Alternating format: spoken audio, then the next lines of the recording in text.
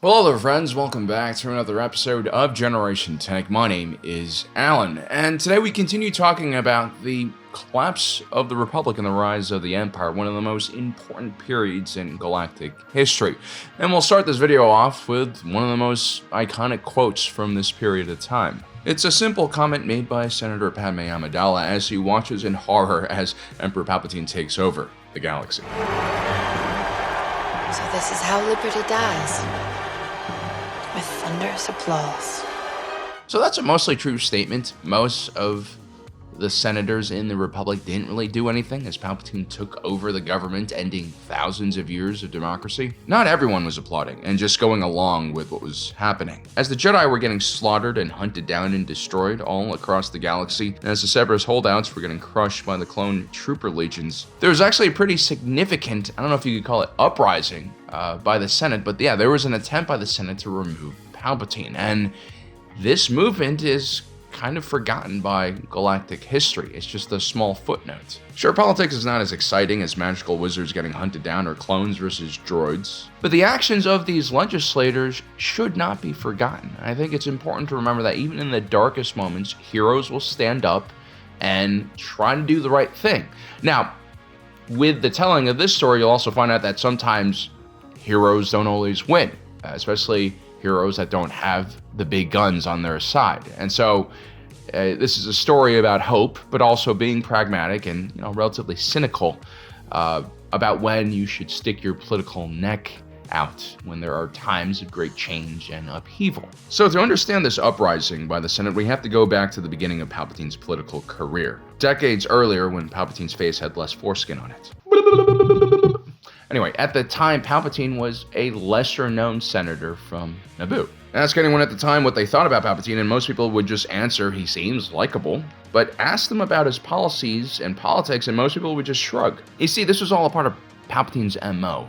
He was always very light on policy in his earlier years. He basically went along with what was popular, what the masses really liked. His main goal in those earlier days was to not alienate anyone. Instead, he spent most of his time developing relationships between him and individual senators and business interests, lobbyists, stuff like that. He was developing a network. This is typical Rule of Two era Sith behavior. Probably learned it from his master, Plagueis. You know how he is. He collects people.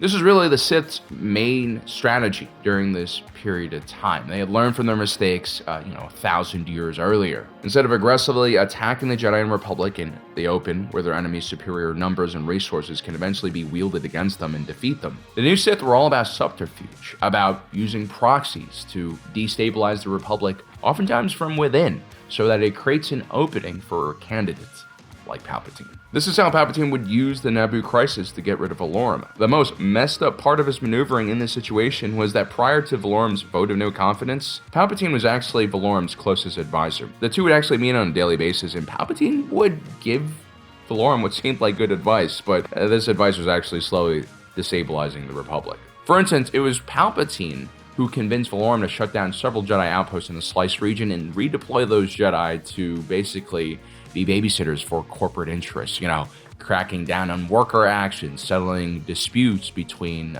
different companies, that kind of stuff. This was demoralizing for the Jedi. Individuals like Count Dooku, for instance, started seeing the Jedi as a corrupt entity, and this would actually lead to him turning to the dark side. At the same time, the Slice, wherever the Jedi left their outposts, would turn more chaotic. There would be more bandits and pirates in the region that would create more poverty, and of course, this would create more sympathy for the separatist movement. And so while Palpatine was worm-tonguing Valorum, he was also developing a list of senators who were allied with him or just generally liked him. You can think of Palpatine almost like a Senate whip, an individual who always knew who was at the Capitol, what their favorite show was, what their favorite wine was, and who they were indebted to. When Valorum steps down, Palpatine was able to use his robust network of allies to quickly gather enough support to win a snap election.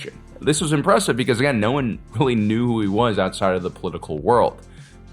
Came out of nowhere. During Palpatine's first 2 terms as Chancellor, he would bring in more and more allies and trusted senators to his inner circle. And when the Separatist crisis broke out, he would create what was known as the Loyalist Committee, and he would bring in his most trusted closest allies into that organization. This was an official political committee that would advise Palpatine on how to handle the growing conflict in the Outer Rim with the Separatists. Their job was to promote loyalty to the Galactic Republic and encourage worlds to resist secessionist movements. Their more hidden agenda was to cleanse the Senate from corruption, specifically focused on individuals who were colluding with the Separatists. They were also supposed to create an action plan that Palpatine could use for the next 6 months to solve this entire crisis. Now, the makeup of this loyalist committee was quite interesting. You actually had two leaders. One was futile, the senator from Ryloth. He was known as a pretty malleable individual who spent very little time on his home planet amongst his people. He preferred the luxury of Coruscant instead. The other leader was Mon Mothma,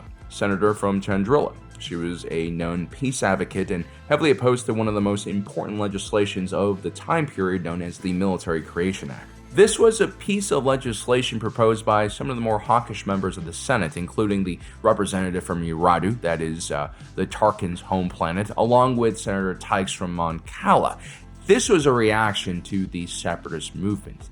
These, pro-war Republic senators believed that a conflict was coming and they wanted the Republic to be prepared for it. The only problem was the Ruusan Reformation 1,000 years ago forbade the Republic from having a central a standing military. Palpatine, of course, wanted the Republic to have a military. It was all a part of his plan. And I think it's very likely that his Sith operatives are the ones who planted this piece of legislation in the Senate in the first place. Of course, Palpatine at this time still remained neutral about everything, so no one really knew exactly what his thoughts were, although some individuals in the Senate actually believed that he was against the Military Creation Act, which again is something he engineered. As a matter of fact, several members of the Senate who supported the Military Creation Act accused Palpatine of creating a government within a government via his loyalty committee. The aggrieved claimed that this committee was just a shadow government, and its main focus was to basically stop the Military Creation Act. In truth, though, the Loyalist Committee was split on this issue. Orn Free Taa was a staunch militarist, as was Grand Senator Axmo of Malastare. His plan was hoping to increase energy shipments to the Republic once it becomes more militarized. But he also had Mon Mothma, who was strictly against the creation of a military, along with Rodian Senator Anaconda Farr, who was also a pacifist. Naboo Senator Padme Amidala and Alderaanian Senator Bail Organa were both also against the Military Creation Act. And so, as you can see, Palpatine didn't choose these senators because of their political views. He chose them because he probably perceived them as very powerful and important members of the Senate. And so the people in the Loyalist Committee were individuals he wanted to develop a relationship with and get close to. He was the sort of individual who believed in this whole notion of keeping your friends close, but your enemies even closer. In some ways, the opposition to the Loyalist Committee were right about the perceived powers of this organization. The executive branch of the Republic prior to Palpatine's ascension was a pretty weak body within the larger government. The legislature, the Senate, held the majority of the power, and it was really Senate subcommittees that governed the Republic. It was these little, action groups that were created for specific issues that actually had policy-making power. And so the Loyalist Committee, by elevating just a handful of senators, was giving them far more power than the rank and file, and that was creating tension. And after the Battle of Geonosis, the Loyalist Committee would essentially become a war cabinet, with individual senators like Bail Organa and Padme taking active roles in individual theaters of the war, not only as observers and advisors, but sometimes as commanders on the ground,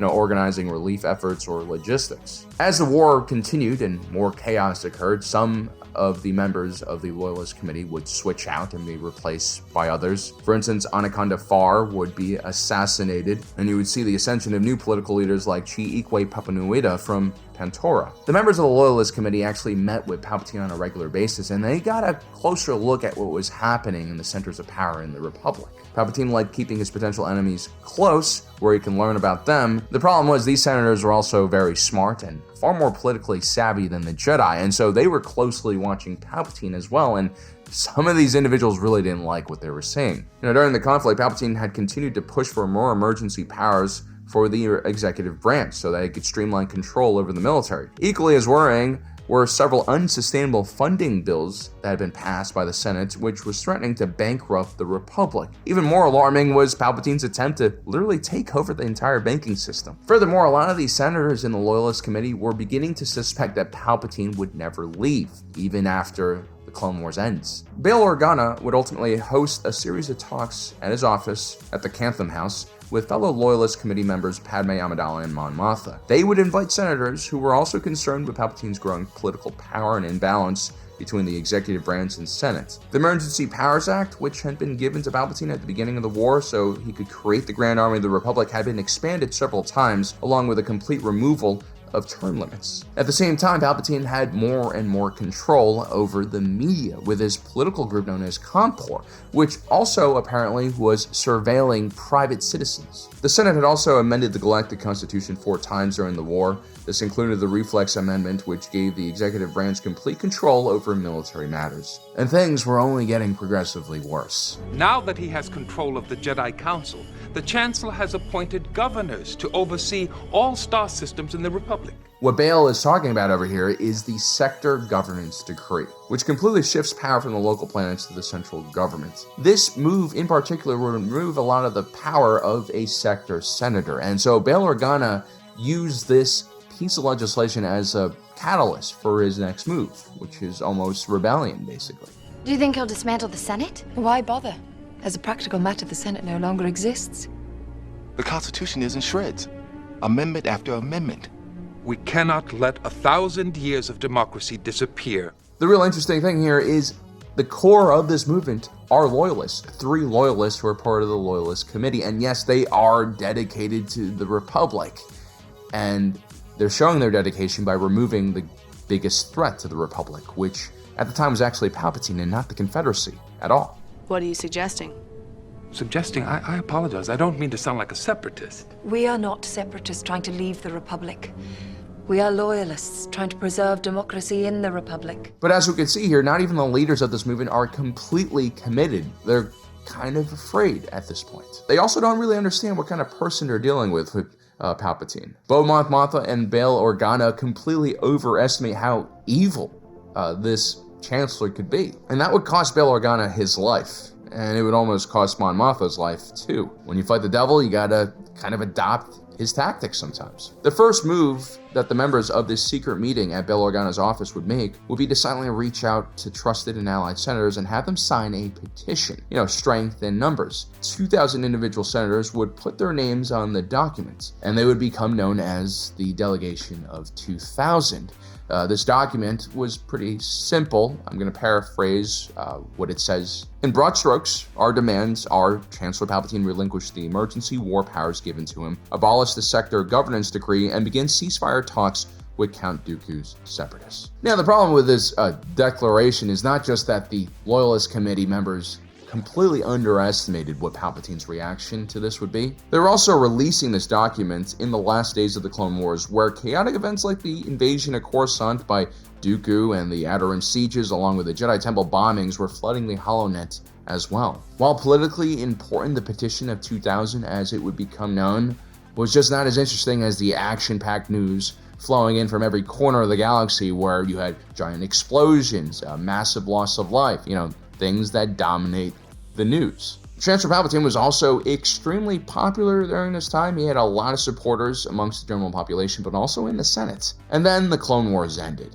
The Jedi were accused of attacking the Chancellor, which gave Palpatine all the political power he needed to strike back with Order 66. That put the fear into the hearts of a lot of senators. It was at this point they realized that this guy was deranged and serious. When Palpatine declares the transformation of the Republic into the Empire, many senators actually removed their signatures from the Petition of 2000. These, in my opinion, were the smarter individuals. Because a day after Order 66, Imperial intelligence goes out and arrests 63 members of the delegation of 2000 who signed this petition. The arrest was announced on the HoloNet, and the senators in question were labeled as Jedi sympathizers. They were accused of conspiracy and treason, and they were also lumped in with the Jedi plot to overthrow the government. Amongst the arrested were actually Mon Mothma and Bail Organa, but they were smart enough to pledge loyalty to the Empire, and they were basically allowed to go free. It also should be noted that both Alderaan and Chandrila happened to be relatively important worlds, and Palpatine still needed some political support from the Imperial Senate. The others that were arrested were not so lucky. Most were sent to the Arth Eno prison complex on Coruscant, where several senators were tortured, interrogated, and